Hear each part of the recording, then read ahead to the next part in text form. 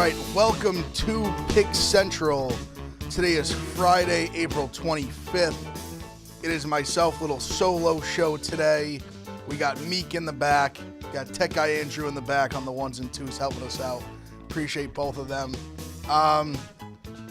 Feeling good. NFL Draft Friday. Well, a lot to talk about today. Obviously, the draft. Sure, not getting drafted. All the playoff basketball. Knicks had a big game. We'll start with the draft because I think that's most prevalent, and then we'll get into the NBA a little bit after. I guess we'll start with Giants guys. We're here. Me and Meek are here. Giants get Abdul Carter. They trade back in to get Jackson Dart. I know I had said I'm not like the biggest Dart guy in the world. I think he's talented. I think he's got a good arm, accurate. Put some zip on the ball. He's got definitely a lot to learn reading defenses. I know the Lane Kiffin offense is very like one read. It's not there. Tuck in and run. He is athletic. Gruden got on about taking all the hits. But if that's Daboll's guy, I'm here for it. Meek, thoughts on the Giants draft? I feel like it was how it was supposed to go. I feel like all the leaks going into today were just like they're going to get Carter at 3. They're safe with that. And they're going to try to trade back into the first and get Dart. And that's pretty much exactly what happened. And I'm not the biggest Dart guy, but I'll give him a fair shot. I mean, he's a late first-round pick. I don't want him to play at all his rookie season. Yeah. I think he's a raw project. Yeah, I think so too. I think that's Daboll's vision is he sits all of 2025. Russ gets the keys to the car. You hope, obviously, you drafted Carter. You made some good signings on defense, like a Debo, like Javon Holland. You had Chauncey Golson for some depth at the end. A couple of D tackles to shore up the run game, the defensive run game. I think you show some improvement on defense. You show a competent, or even could be a very good defense. Offense is a little bit better with Russell Wilson, year 2 neighbors.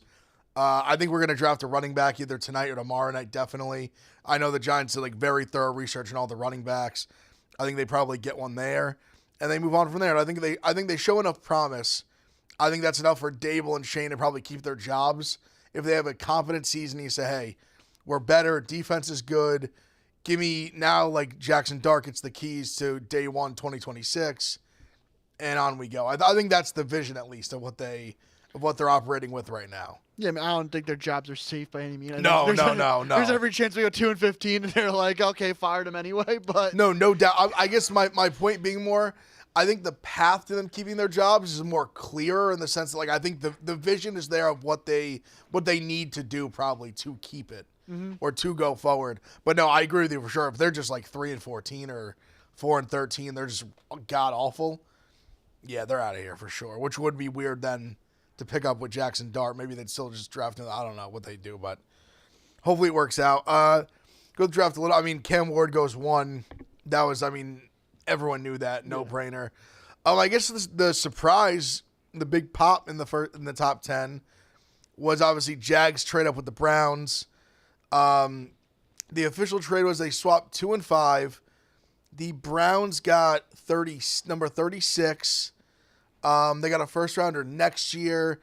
There were some swaps in there. I think they had like a 4th round pick swap, and then maybe the Browns added like a 6th round pick too. I'm pretty sure was the big thing is they got the Jaguars first round pick next year. Well, it could be huge because there's definitely a world where the Jags are not good. There's a world where the Browns have 2 top 5 picks. It's possible. It's certainly possible.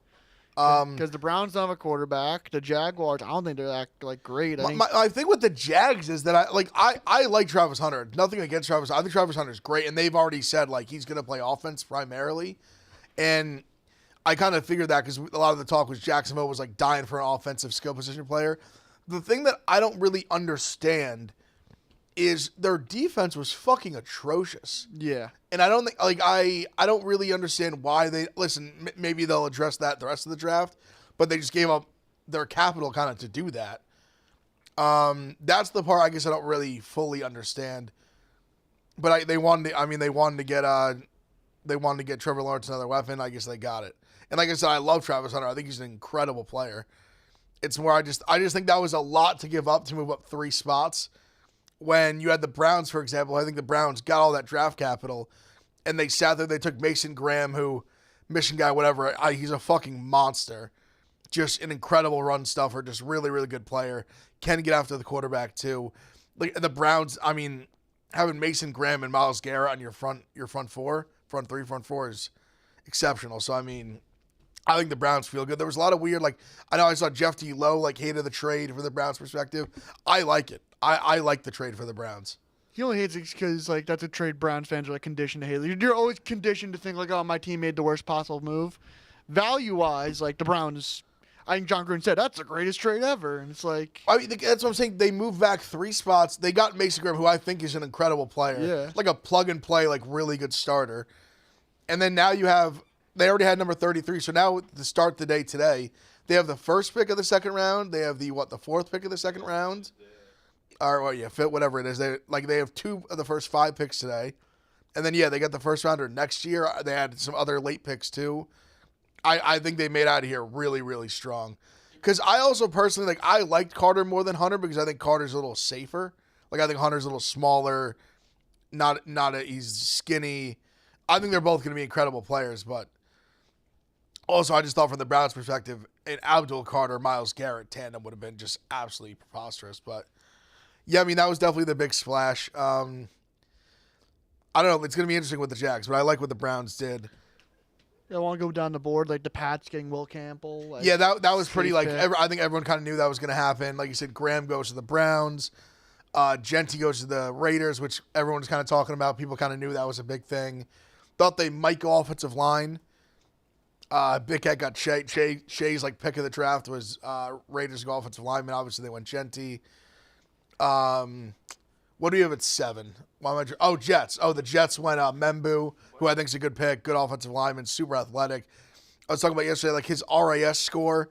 I think there was only like 2 guys that have been like the same like threshold as him, and it was like Trent Williams, who's been probably like best offensive lineman in the last decade and a half, and somebody else, whether it was like Joe Thomas or it was somebody like incredibly good. So a lot of potential. They think maybe he's a right tackle, but the Jets drafted Fashanu last year. They might have their 2 bookend tackles like of the future. So I like the pick. The Panthers. Who did the Panthers go again? The one where they went McMillan. That's right. We skipped over Genty. No, I mentioned it just briefly. I think I feel like a lot of people kind of knew that was going to happen. Like if he fell there was a lot of smoke with the Bears moving up to 5 and getting him. But once that didn't happen, so Genty goes 6, Membu 7, McMillan goes 8. I actually like McMillan. I think they clearly needed another receiver. I like what the Panthers have done in terms of like last year. They built the offensive line with free agency. They've drafted at it a little bit. Now here they are. Like they got Xavier Legette last year. Now they had McMillan, a couple big athletic receivers. I like it for Bryce Young. I like the pick. I think he's got like Mike Evans type traits. A lot of his first round is just like offensive lineman or like a defensive lineman. Because that's where the draft is deepest. Because even this year was weird with the tackles. Where like they think Campbell would have been like not even in the top like couple tackles off the board last year, but depth it's very strong. Like offensive line, like a lot of good guards, a lot of good D tackles. Yeah, so Panthers go 8 McMillan, then 9 the Saints. Who do the Saints take again? Kelvin Banks Jr. That's right. So yeah, good tackle, Texas tackle. Then 10, the Bears go Colson Loveland, another Michigan guy. Kind of a big shocker. They didn't go Warren to some people. I like Loveland. I think he's a good player. I think a little more fluid. I think Warren's a little more like complete player, but Colson. Warren fell down to 14, which was like a bit of a shock. That was one too. The Colts needed a tight end. There was a lot of talk about them trading up. And there's a lot of talk where I guess a lot of the teams in like the teens and early 20s really, no pun intended, really loved Loveland. And once he went, there was a bunch of calls coming in those like 11, 12, 13 teams trying to trade up in front of the Colts to take a tight end. And apparently the second they took Loveland, it just like stopped. Mm-hmm. They're just like that was the guy that people were trying to trade up for. But you saw even the Colts, like the second the pick before them was made, that card, it was instantly, like, it was like the Colts were on the clock, like, pick is in. They couldn't have ran up faster, put in Tyler Warren. I love Tyler Warren. So, like, the pick, I know Michael Williams went in there, was like 12 or 13, I think, to, I forget who it was. But I was kind of surprised he went ahead of Jalen Walker for the Georgia defensive players, but he's definitely, like, a big-time. Georgia guy going to Atlanta is pretty cool. Yeah, for sure. And Walker kind of fell. A lot of people thought Walker was going to go top 10. You got a way that you can just throw up the board? Yeah. Hang on. I was going to say it because I know I'm usually pretty good at remembering off the top of my head. There we go. That's it. Yeah, Micah Williams, because that's where he went to. Williams go down a little bit, or excuse me, like up. I mean, my bad, up. Well, look at that. Yeah. Micah Williams goes 11 to San Fran. He's like a classic, like big traits guy. Booker goes to Cowboys. Makes sense. Like big guard. They obviously Zach Martin just retired. Need to fill that. This is where unbiased Dev comes out. I've said like this whole last year or two, I love Kenneth Grant. Think he's an awesome player. I would love to see I didn't get to see the Tank's reaction to the pick, but I think he's a stud. Like I think he's an absolute stud. Frank takes anyone a Dolphins pick, so you don't have to worry about that. Yeah, fair. Yeah, he's an absolute stud. He was just one of those guys. Whenever I watched Michigan, he just stood out so much, and I think it's just rare that a D tackle stands out like that, and he really did. Walter Nolan goes to Arizona. Shamar Stewart to the Bengals. Don't love it. Just no production. 4.5 sacks in 3 years. I just don't understand these guys it's not like he didn't play. He played a lot. Played 3 years of football in college. I don't know. I just don't see how you draft an edge rusher in the first round with that little production. I understand the traits. I know he's 6'4" and he's 265 pounds and he ran fast and this and that. I don't know. I'm never crazy about it. I just think there was other edge rushers better. Egbuka going to the Bucs. Like they have a loaded wide receiver room. Yeah, it was funny because I'll actually give Che credit. So I always text Che and like give me some fly or some like props you like. And one he liked was the Bucs to draft a receiver with their first pick 14-1. So shout out Che for giving me that when it hit. It makes sense when you realize like how old like that room is. Like Mike Evans has been around like a decade. Godwin's been around a while. But it's true, but it's weird because they just gave both of them multi-year contracts. And they drafted Jalen McMillan, who had like a really good rookie season. Mm-hmm. I think Ibuka is such a good player. Like I'll never say it's a bad pick. I was surprised, but their wide receiver room is absolutely loaded. Like I don't know how you defend all 4 of those receivers. I was gonna say I feel like Ohio State has a pretty good hit rate on like first round. Oh no, Ibuka's he's gonna be a very I'd be shocked if he wasn't a good pro. He's gonna be a very good pro. Yeah. I was just surprised to see them go receiver, but like I said, their receiver room is absolutely loaded. Mm-hmm. Gray Zabel too went to Seattle before that. He was like the darling of senior week. Barron's a stud tech corner. Harmon, I really liked. Harmon, I'm a big fan of. This is the big one. Steelers didn't take Shador when he was on the board. Yeah, it was one of those.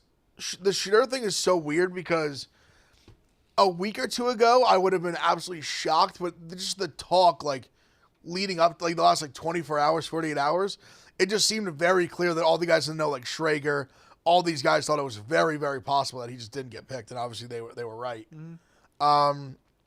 I mean, if you don't love him, you don't love him. I guess. I don't know. I really like Shador. I still believe in him, but I guess if they don't, I get it. The Hampton pick, I'm not, crazy about. I don't really understand it. I actually think Hampton's a good player. I just don't. I think there's other running backs that are better. And I just think, I don't know, I just think there's a lot better guys. I think there's different positions that the Chargers needed. Like, they signed Najee Harris. Like, I don't really understand why they would waste such a high-end asset on this when they have Najee Harris, but I mean, if that's Harbaugh's guy, so be it. Yeah. Then to keep going down, Packers have a first-round wide receiver. Finally used an asset wide receiver for the first time in 30 years. Is Golden actually a good wide receiver, or is he just fast? I think he is good. I didn't fully understand the big just. It was he was a second-round pick, and then all of a sudden he ran sub 4.3, and then he was a first-rounder. I'm never really crazy about that being the case, but I guess you can argue last year Xavier Worthy did it, and obviously he had a great rookie year. But I also think he was in a great situation. But I think Golden also was going to a good situation, so I think he's a good player. I don't love him, but I like him. I think he's solid. Yeah, when I hear a guy gets labeled speedster, I'm always like, oh, it just means he only knows 2 routes. He's not a tiny guy. He's 6 foot. He has a big catch radius. He not only can run, he can jump too. Definitely athletic guy.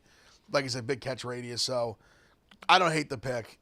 Yeah, Ohio State guy to Minnesota. Donovan Jackson is a fucking animal. He was probably like maybe my favorite player on the team this year, outside of like obviously like a Jeremiah Smith or someone like that. But he was the unsung hero, a stud guard who Josh Simmons get hurt, who we'll talk about in a second. He kicks out the left tackle, is a monster, like has played really well at tackle and guard, can play both. I think he's a plug and play guard and is like just a stud guard for a long time. So I like the pick. We talk about Giants trade up for Dart. A lot of smoke. So obviously the Falcons trade up, but the Rams were the next pick. All the talk was that the Rams would have taken Dart if they had just stayed there. So Giants had to get up in front of them. Like I said, not the craziest Dart guy in the world. Think he's talented. Think he's a good project. If Dable loves him, I'm in. Dable's a quarterback guy, offensive guy. This is why you hired him in the first place, to identify his quarterback and ride it out. So hopefully things go well this year. He doesn't get fired and we ride this out. But yeah, listen, we're Dart boys. We're all Dart boys. And also, me and Meek were talking before the show. I almost just want Dart to not play as long as possible, just so we can enjoy the fuck out of these TikTok edits and him fucking everyone's girlfriend and him just running wild, just fucking everything in New York, going to bars, having a good time, and being like, hey, this guy, he's the guy. It's like the excitement of the idea of the guy more than the actual guy. And then you but I'm here for it. Yeah, I don't want to watch him take a single snap once it's like week 17, week 18. Like, dude, give me as little Jackson Dart as rookie year as possible. If Dart goes in there in 2026 and lights it up, it's gonna be fucking awesome. We had the whole offseason talking about, oh wow, Jackson Dart. Maybe he plays week 18. He plays well. We're like, oh baby, like we're cooking. We're cooking here. So you know more about this than me. Is James Pierce worth like giving up next year's first round pick? So that's where it's, because I love James Pierce, but that was a lot. They gave up a lot, but they moved from 46 to 26. That's a massive leap, massive. I don't know. We'll see. I mean, it's tough because for him to basically be worth it, he has to be like a star. Mm-hmm. I think he has star potential. I really, really do. Giving up your first round pick is an insane move when you're a team like the Falcons. Like, the Falcons aren't guaranteed to like be a good team next year. And that's a team that could easily that could be like a 12th overall pick. The Rams just get for definitely nothing. definitely possible. But I love what they did defense, like adding Jalen Walker and James Pierce in the same draft, regardless of the capital they gave up, is an insane haul. Like leaving yesterday, like going to bed last night, adding those two guys to your defense, really, really strong. So I think Pierce is going to work out as a player. So I guess if I think that, then is the trade worth it? I guess. They gave up a ton. Also, just a stat. Last year, the Rams took Jared Verse in the first round. Before that, their last first-round pick was Jared Goff in 2016. So they were the trade-out kings. The Rams just don't like using their first-round picks. But now they got 2 next year. Makes you wonder if they use those to move up to take Arch. I was thinking the same thing. Stafford's getting older, obviously. I think he's still got some ball left in him. Because they wanted Dart to be the successor, so maybe your eyes are on next QB class. I think next year they'll probably be in the market for one regardless. But yeah, the Falcons go James Pierce.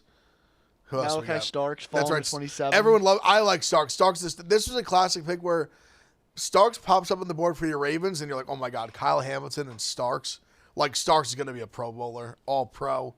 They're going to have the best safety tandem in the NFL. Tyleik Williams, my guy at Ohio State, just beast run stuffer. Can never have enough D tackles. Connerly, lineman for Oregon. Funny, he was the guy that got absolutely just murdered by Mike Green in that Violet Clip from the Senior Bowl, but still a really good player. Harris. I know Harris had a lot of love from Kentucky. But also, Jihad Campbell to the Eagles was the most, he was this guy that was supposed to go much higher, and I think he's an inside backer, and I think inside backers just aren't valued super high like that. This is one of those picks that I think the Eagles just stole him at 31. And they actually swapped. They swapped 32 to 31 because they wanted him that badly. They were willing to just go up one pick just to make sure. But it's, as much as I hate the Eagles, I think it's just a great pick. I think he's just a good backer, period. Every year in the first round, the Eagles take the SEC football player. It's like, oh, how did he fall to the Eagles? It's so true. Insane. They just take the best player from Georgia or Bama. It's a great strategy. Phenomenal strategy. I think people are trying to learn it with Ohio State this year. a lot of people were talking that they might have like no one go in the first round, or maybe one they end up with 4 guys going in the first round. Yeah. I think they just realized like we just have we had the best players in the country. Probably take those guys. And Ohio State guys, I think hit rate, especially recently in the NFL, has been pretty fucking good. Like Josh Simmons, if he doesn't tear his patella tendon in the Oregon game, he probably goes top like 10, 12 in the draft. He might be the number 1 tackle taken. Like he might go 4 to the Patriots for real if he doesn't get hurt. I think the Chiefs absolutely stole him at 32. Stole him. So the big thing going into day 2 is where is Shedeur going? I think the easy answer would be like you'd think the Browns would take a swing. They have 33 and 36. You would think like they don't have a quarterback.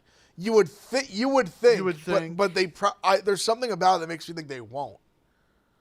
If he gets past 33, I think you see the Steelers trade back up and get him. Either Steelers or the Saints are at 40. Yeah. The Saints I could definitely see doing it. Like they need a quarterback. Like if it gets to a point with Shitter where it's like take a shot. Like you're not even investing like premier like draft capital in them. Like I get it if you don't like the players, like, but there's no reason a guy should fall 30 fucking spots. For what? Because he's a bad interviewer, or like you don't like him? It's bizarre now. Like I'm curious, kind of where like. Because all the mock drafters had him in the first round, so I guess it's kind of not just first round. Like he was a top 3 pick for most of the offseason. But see, I wonder where like that's where we talked about a little bit yesterday. I wonder where the like I don't want to call it miscommunication, but like where is the gap in like everyone in like the mock draft circle and all that, like having them so high, and then clearly NFL teams just didn't have him that high. Like we thought he was a slam dunk, be second quarterback a week ago. Then like Jackson, all of a sudden yesterday, Jackson Dart like all of a sudden balloons up to minus like 200 to be the second quarterback. All of a sudden, yesterday going into it, or I think it was 2 days ago, the over 2.5 quarterbacks in the first round was minus like 350. It went down to minus like 120 before the draft. Yeah. So there was clearly this big like shift in movement where it went from like, oh, like we're going to have 3 quarterbacks probably go in the first round and then Shedeur is going to be the second one.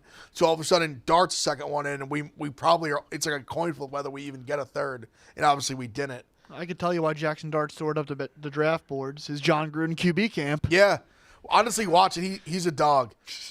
I like him. I like his personality. Like he's an interesting guy.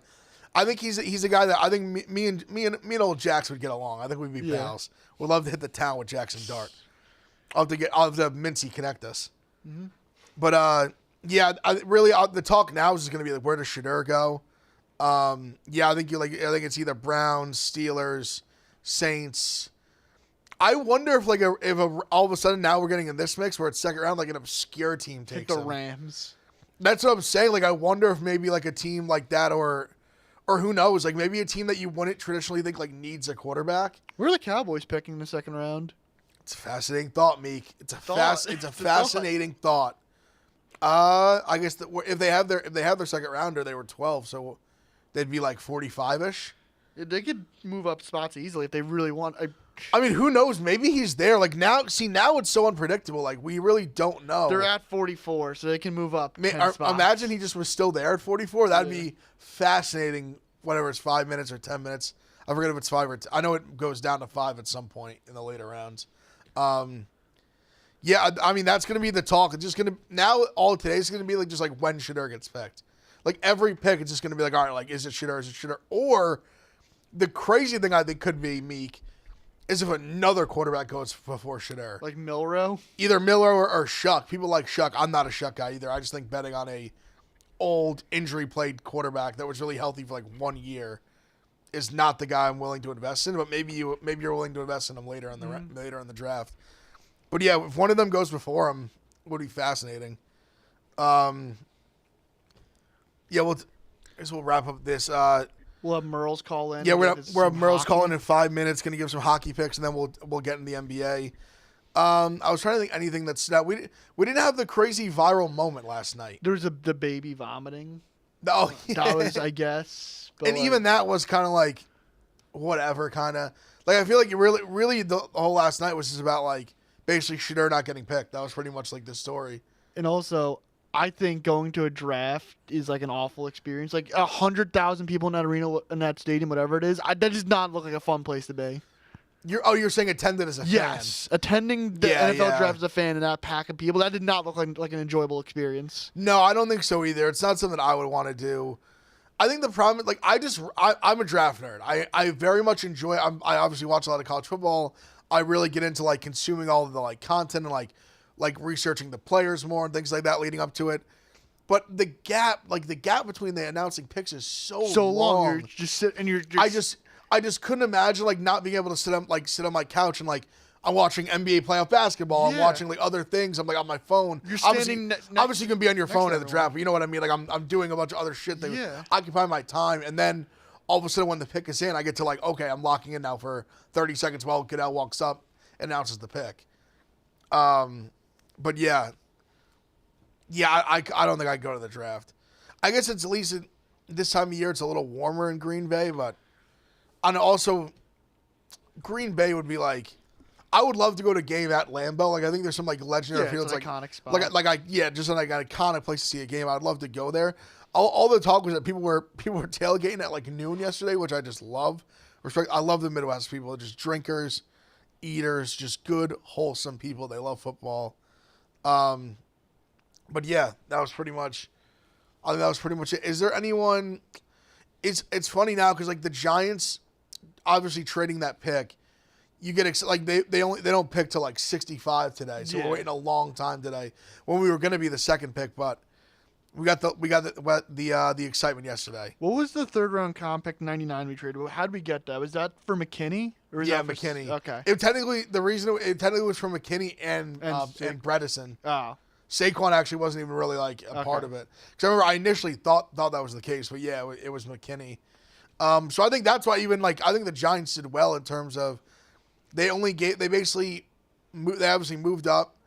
They gave up their third round pick, one of their third round picks this year, and a third next year, year, which is I think the haul was respectable considering they moved up, I guess 8 spots. The only way you could absolutely hate is if like you're just dead set on it. You think Jackson Dart's a bust. He's not a good quarterback. Like there's no like hope. Like I do think he's a project that you can mold if you coach him right. Yeah, I think so. I mean, we saw he did it with Josh Allen. I'm not saying that every guy he touches is going to become Josh Allen, but I think he has all the things that Dave will identify that he really likes. He's a leader. He's a dog. He's got a big arm. He's accurate. I think there's a lot. He's athletic. There's a lot to work with there. So yeah, like I said, even though I'm not like the craziest about him, I think he has the tools to where if you sit him for a year, like with the right tutelage that Dave I think can give, I think he has a chance to be good.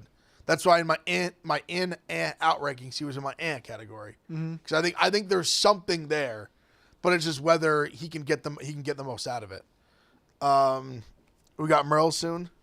Yeah. Let me just remind him to call in. Let's see. Also, real quick too, before we get into Merles, big shout out to Elijah Arenas, Gilbert Arenas. Yep. Really glad to hear that he's okay. Really, I mean, horrible accident. He was in induced coma. He's out of it now. So prayers up to Elijah Arenas. Big fan of Gilbert Arenas forever. He was awesome to me and Bosco. We literally just ran into him at Dave and Buster's randomly. We were doing Healthy Debate. And he just happened to be there like eating, like when we were at the Final Four. And just hopped on the show with us for like 20 minutes. Awesome guy. Big fan of him. Had his shoes in AU when I was a kid. So shout out to Elijah Arenas. Glad he's all right. Honestly, before Merles gets in, we'll get into a little playoff basketball. Knicks win last night. Weird game.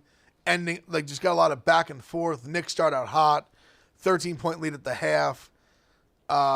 Pistons immediately closed the gap. The second half felt like just a back and forth of, like, 8-0 runs each way. Merles. I think we got Merles here. I'm going to put you on right now. All right. Merles, we got you? Yeah, I'm here this time. We got it? Yep, we got you. We got it. We got our best guys on it. We got it all figured out. We're good. Ready to go. Yeah, this is your NFL draft insider. That's right. Gave the Bills a huge winner. Yep. I can't pick my nose in hockey right now, but I gave the NFL winner to save the day. Bills took a cornerback, so We're looking forward to today. We got another NFL pick before the hockey? No, that's it. I come up with that draft once a year. I sprinkle that in, and then I'm off again until the Bills season starts up again. It's all pucks today. I like it. So what are we thinking today on the ice? Yeah, so first game up, it's Montreal's back at home. They're down 0-2 in the series, so you expect a huge pushback from them. And we actually just got done recording Spit and Chicklets this morning, and the boys were just trashing Patrick Laine. Just trashing him. And you know what happens when Biz and Witt trash a guy? He shows up that night and scores. So I got Patrick Laine anytime goal plus 310 in the first game. I love that. I love a good fate of the boys. Yeah, that's just the way the universe works. That's probably the only, they don't like to talk about locks, but, the only lock is that those two are the biggest mushes, so it's always safe to go against them. And then next up, we got Carolina at Jersey. Jersey's down 0-2, same thing, but they're brutal. They're not a good hockey club, so I'm going to stick with Carolina. And sticking with the theme of Spit and Chicklets, they had Stankoven. It sounds like a dance Rico is doing at what's his bar down in Jersey? DJs. DJs, yeah. It sounds like a dance Stankoven, but he's anytime goal scorer plus 340. He was the guest last week on the show, so a little Chicklets bump. He'll get another one tonight. I love that, and I got it.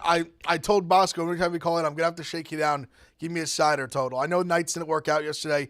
Best thing a gambler can do, it's like a quarterback. Bad short-term memory. You get rid of it, let it go. We're on to today.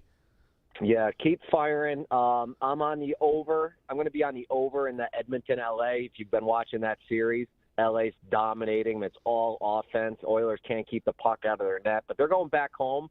But they're still going to be better. So they'll get goals. LA will still get goals. And I got this guy, the Vegas Insider. He's the best anytime goal scorer picker in the world. This is his thing, and he gave me Corey Perry plus 340 in that game. Wow, I mean, listen, Merles, if you say something to me like that, locked in on the card, donezo, book it. Yeah, love so that. 3 games tonight, incredible night, and then tomorrow I think we got 4 games, and Sunday again 4. We're going to get some afternoon games on the weekend finally, which just makes me all horned up. Oh, I love that. I love that. Merles, we appreciate you. Everyone go follow Merles, Hockey Sharp. We're going to ride the goal scorers today and that Kings Oilers over. Merles, follow him on Twitter, all the stuff with Chicklets. Appreciate you, my friend. Yeah, anytime, boys. Good luck tonight. Appreciate it. You as well. Thank you. That was Merles. Shout out Merles. Absolute gem. Hockey Sharp really knows his stuff. Like we talk about Marty.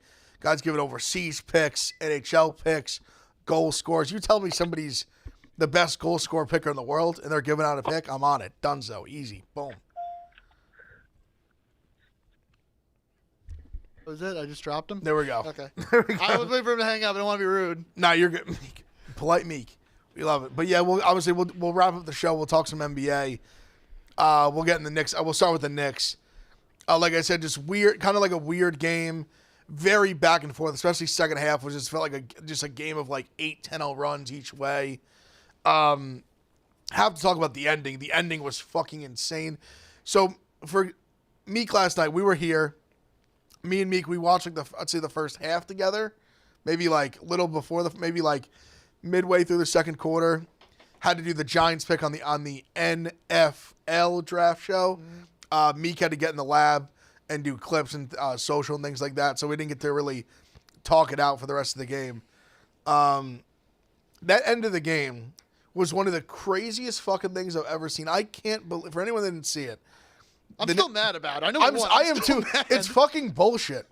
So for anyone that didn't see it, Knicks are up 2. Or excuse me, I'll say that Brunt's at the foul line. Yes. Knicks are up 1 when he goes to the foul line. Hit the first. He makes the first.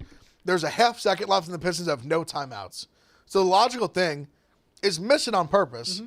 So they have to shoot a fucking 90-foot shot where they have just throw it for it to win the game.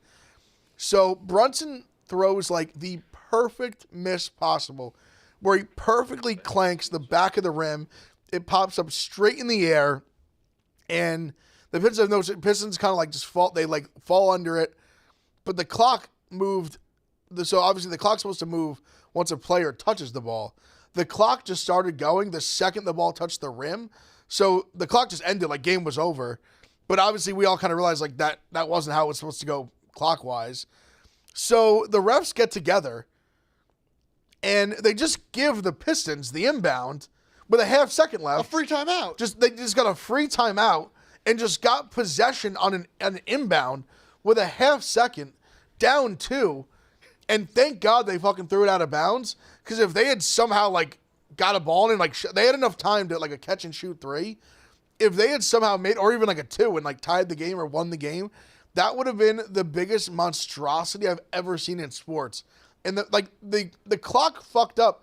How does the clock fuck up and the Pistons just get the ball? Like, how the fuck does that work? I was in my mind. I was like, what if there's a foul on the floor and they get 2 free throws out of nowhere? That's what I'm saying. Like, it was just, I just can't fathom how that was the result. Honestly, I'll be honest. I don't know what you do there. Like, I don't really know how a jump ball, maybe? That's what I thought it was going to be. I thought it should have just been a jump ball. Or common sense, just be like, there was 0 chance the Pistons were ever getting a shot off and 0.5 seconds off the rebound and just end the game. That's kind of what I was thinking, too. I was like, maybe they'll just kind of say, hey, like, it's over. Like, what the fuck? Like, I thought there was no world where that happens. And they say, all right, well, the Pistons just get the ball out of bounds. Because if that was the case, Brunson would have tried to make the fucking shot. It was fucking ridiculous. But it's also like hard to do, and Brunson had the perfect miss. He did his miss couldn't have been better. It was the exact clank back of the rim. It flies in the air. They have to go get it. They touch the ball. The game's over. It just made I just couldn't fathom. I was literally going nuts. Just like, thank God that they just threw the inbound. JB Bickerstaff is like, can we make sure the time on the clock was correct? It's like, there was 0 time. There was a half a second, and then you fucking got to just grab the rebound and then still get an inbound out of bounds. Could you imagine if there was like 1.2 seconds on the clock? That's what I'm saying, Meek. Like, we were lucky it was only 0.5. Like, oh, there's like, the odds were so slim. If there was like a second, 2 seconds, it makes you rethink your end of game strategy. Like, maybe we shouldn't miss the free throw on purpose, because what if God forbid the clock operator's falling asleep and they give up a free timeout? You say Towns, my guy, Big Zesty. He made a little jab at it that everyone's trying to be like, oh, like it's third party like clock guys. Like, it's not a home guys.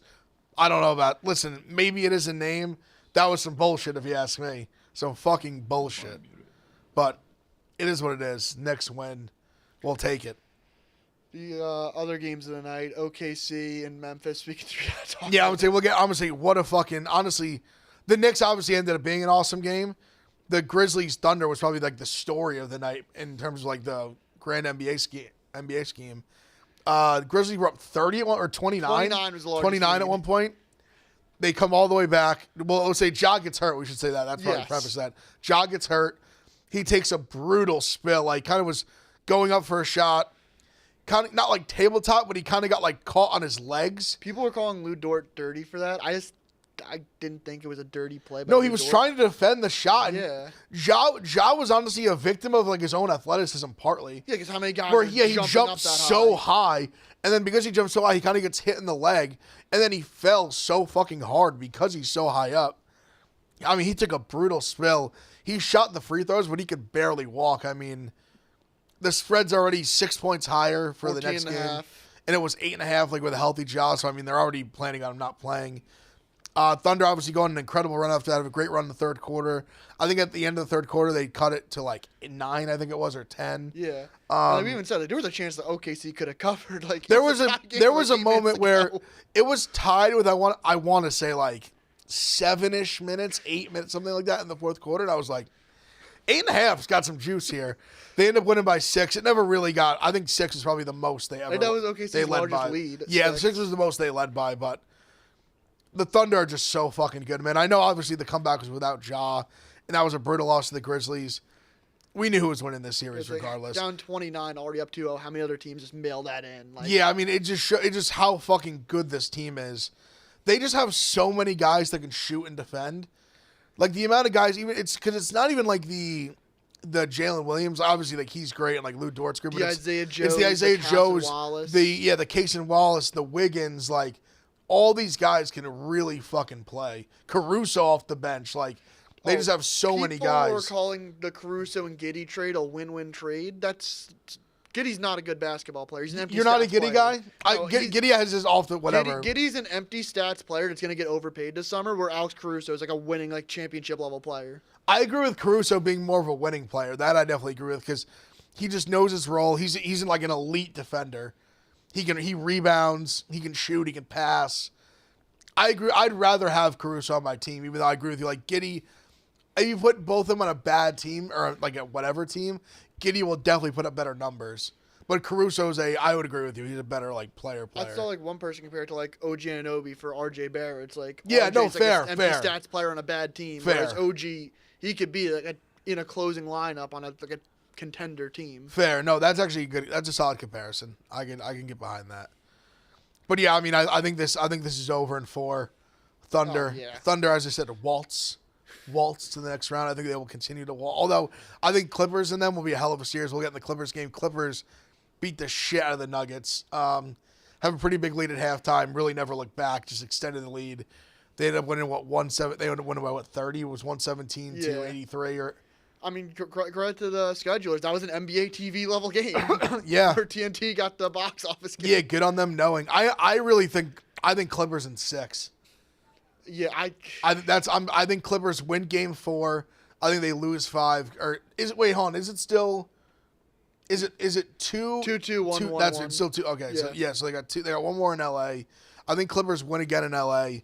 Maybe Denver gets one in Denver, and then Clippers win in 6. I just don't think Denver's roster is good enough to like compete with them. I think Clippers top.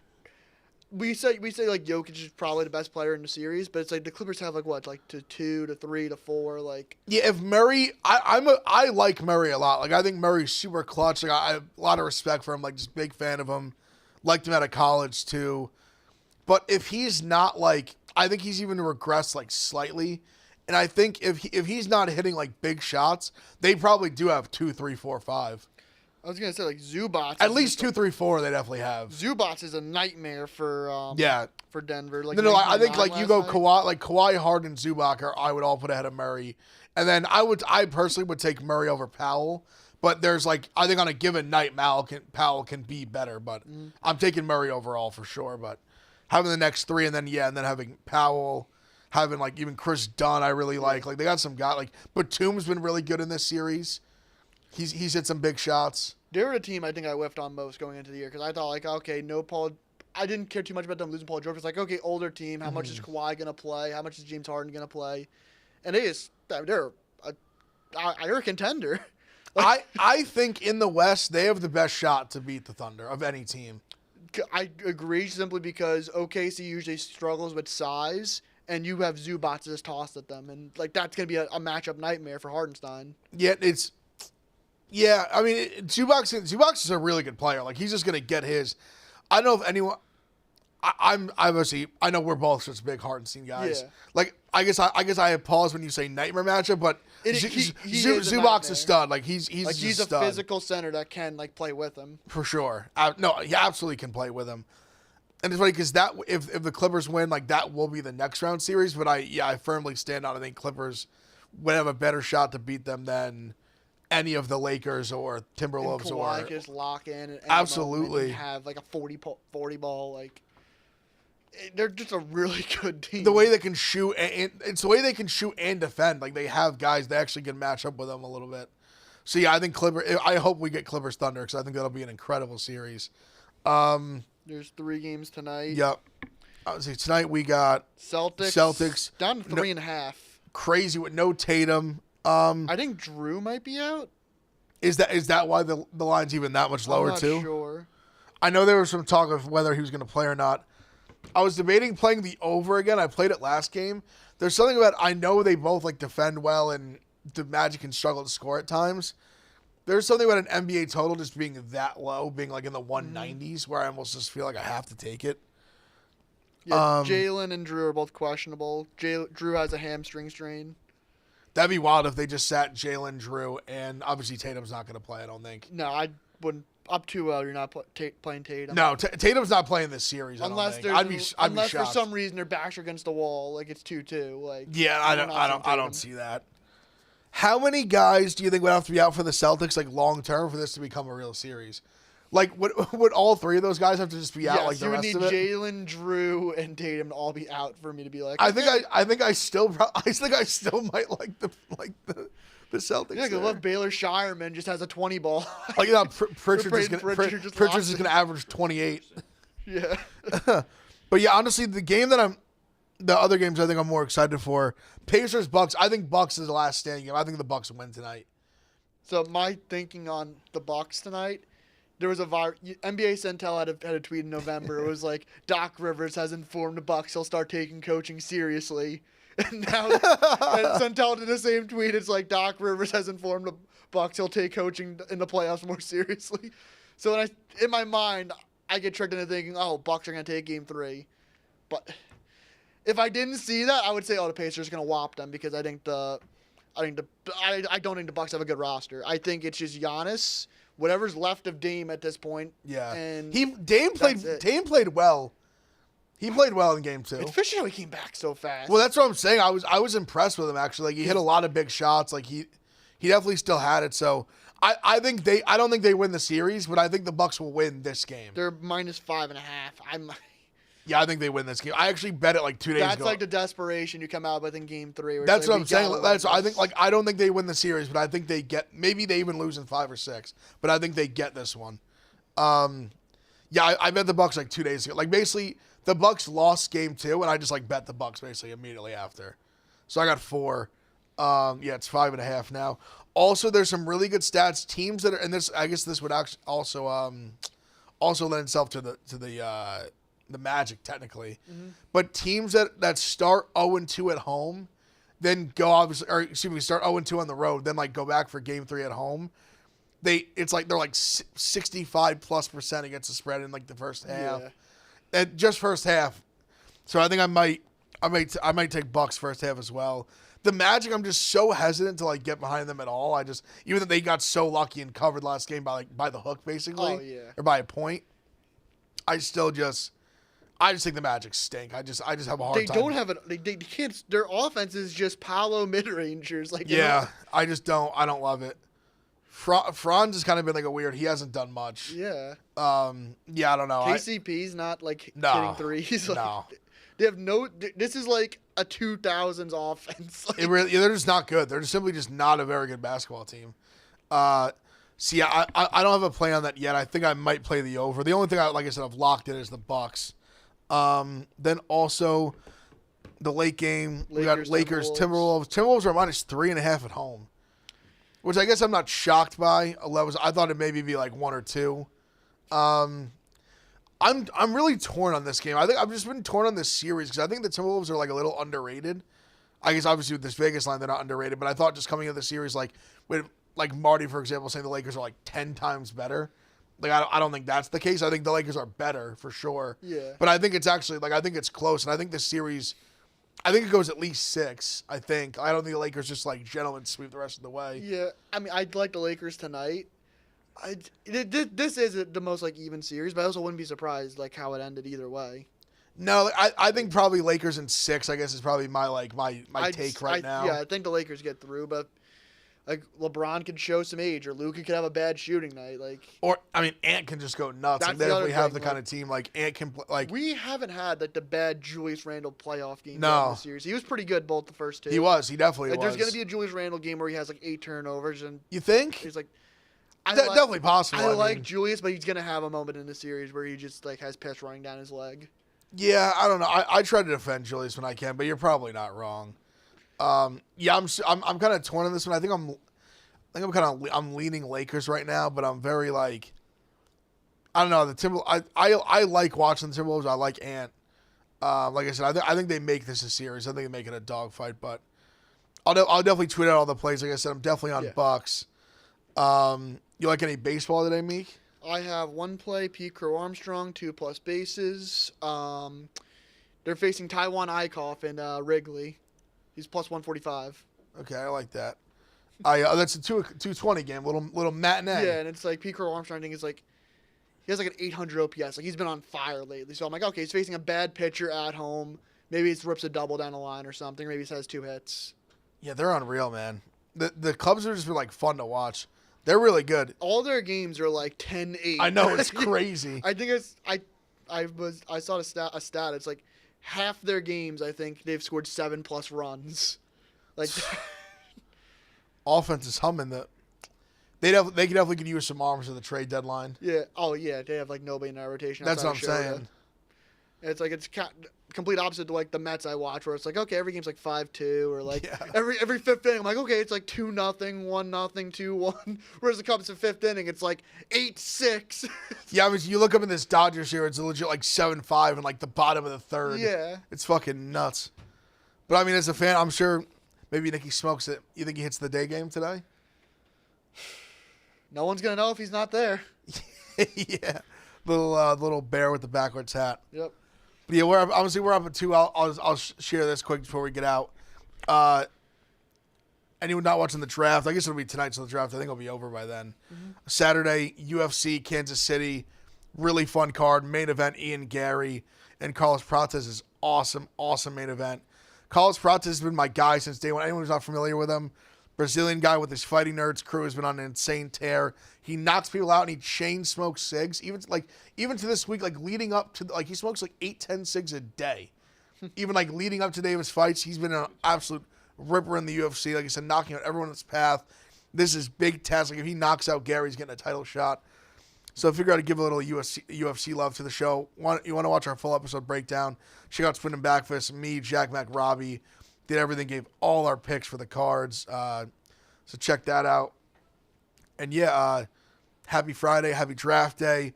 All my draft nerds out there, loving the second and third round. Ton of running backs go off the board today, I'm telling you.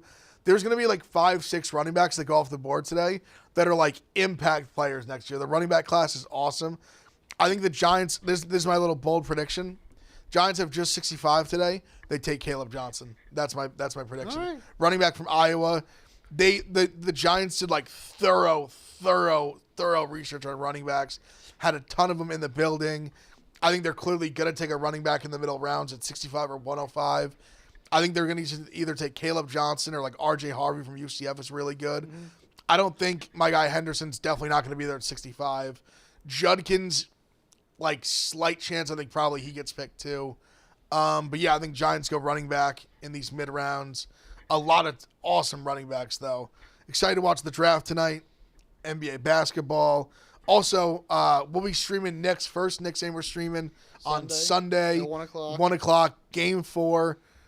And I believe we'll be streaming the rest of that series. Hopefully the series doesn't go on much longer. Hopefully it ends in 5. Yeah, hopefully we win in 5, and it's happy lucky for everyone. Me and Meek are hugging. We're excited. So yeah, check out the stream on Sunday, 1 o'clock. Knicks, Game 4. Appreciate everyone tuning in.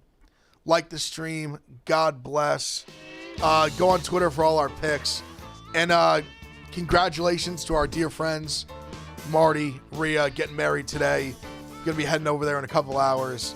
Wish them all the best. God bless. Love. Appreciate you guys. Happy Friday. Happy Friday. Have a good weekend.